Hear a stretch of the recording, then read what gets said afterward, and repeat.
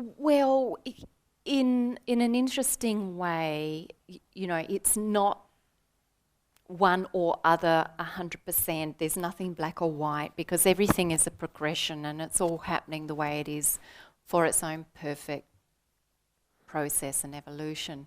If we look at it, however, in relative terms, and we understand the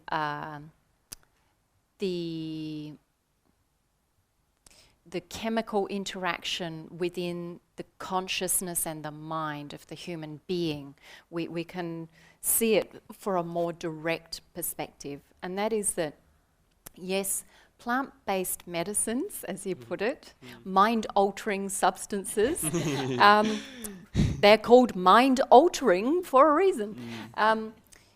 These substances they stimulate very specific chemical reactions in the brain, stimulate and activate very specific shifts in neurological pathways and activities, hence why the human psyche is then able to suddenly access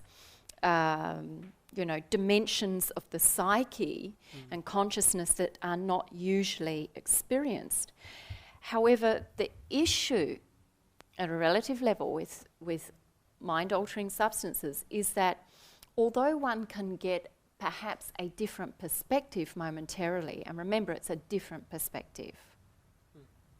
Kind of like you've opened suddenly a different doorway and you've travelled down a different passage. Sometimes, yes, it can be more expansive. Sometimes, yes, it can pertain to a greater sensitivity, a heightened sensitivity, for example, of the light vibrational field or the energetic vibrational field. So maybe momentarily the human can encounter a stronger sensitivity to the connected state or realm of life. What follows, however, is the resuming of the already established framework of the individual's own psyche and mental construct. And why it can be dangerous is because there's created this very sudden opening or expansion or different pathway of perception, and yet one's own physiology has not developed to be able to integrate that different perception or expansion. It is not a real integration. It's kind of like you've sat down in a movie screen and at a movie cinema, and someone's put on this fabulous movie, and you get up, you leave the cinema, and life is as it is. It doesn't create an integration evolutionary process. And to be honest, I've seen multitudes of people, and I really mean it, multitudes of people who have used mind-altering substances in different ways, in different moments, and I have seen them lacking the framework, lacking the integration, lacking the cohesion with what actually is, rather than what potentially is. And this is why I'm always pointing to the importance of being real with where you actually are at as a journey of evolution. And it's all well and fine to say, well, you are that, to get a blast of an insight into that.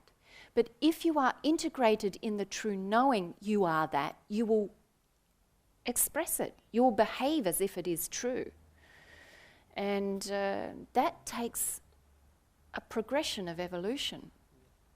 Is that why you'd say it takes quite a long time for people? I mean, it's a process. It seems to be a journey almost. It mostly, really does. Yeah, mostly. And remember, I'm always, it seems like I contradict myself in moments.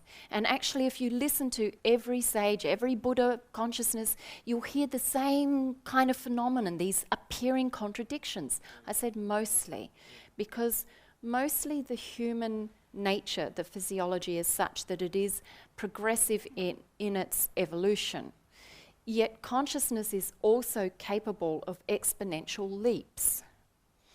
And so let's think about nature, for example. You know, we see that largely most things are occurring moment to moment to moment. You don't plant a seed and suddenly there's a bush, right? And certainly you don't see the bush and suddenly the flowers are fully open. We watch the progression. But on the other hand, there can be an enormous passage, a great amount of time spent in that very slow, progressive stage, and then suddenly, kaboom, everything opens, right? An exponential leap occurs. So really the human experience is a flux between those dynamics. A passage where it is so incremental and progressive and it seems like it's taking you forever, and then suddenly a quantum shift where everything has come together. It's reached its fulcrum point and there's purgation. Have you heard this word? Purgation. I've used this before. It's the dynamic activity that occurs before a phase shift, when a bud is about to burst open, when a seed is about to split open and become a sprout. The very moment preceding that is purgation. Everything feels like it's gone into chaos and things don't make sense, and then suddenly, kaboom, it all makes sense. Yeah. Yeah. So we go through these cycles. And is that sort of what the dark night of the soul almost is? It's that, okay. Yeah, it's one of those critical tipping points. Yeah, absolutely. Thank you. Oh, actually, I do want to add something further to this point, the question about plant medicines. And that is that, as I say, I'm not suggesting entirely that plant medicines have no place in our human journey and exploration. And, you know, if we look back into our tribal roots, we see that they were used very, very specifically shamanically. They weren't used as an ongoing thing to try to get it. And each person was taken through actually then the integration beyond that experience, not constantly depending on, relying on the plant. The last point I want to make is that when plant-based medicines are used in this fashion, a person typically becomes incredibly dependent on it because they want that higher experience and the potential ahead of time. There's actually an impatience in the human condition. And, you know, it's what's the word I'm looking for? It's, you know, when you're too early for something, it's premature. It's really premature.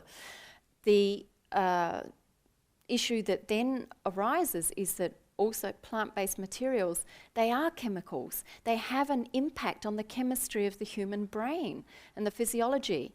And they can be, and mostly typically are, toxic and destructive. So they end up destroying the pathways you need naturally to build up and progress with without the influence of other chemicals. Because if you take the journey naturally and progressively with meditation, with the resources of your own physiology, the chemistry of your own being, you will get those states of consciousness. You may not get it as fast, but you will, and all of your pathways will be built up and integrated for that experience. So especially repeated use of plant-based medicines actually ruins the capacity of those pathways the more it is used. So it actually ends up being counterproductive for many, many people. And that's why you do see many, I mean, go take a look around Byron. Not said with, you know, negative judgment, just said with isness.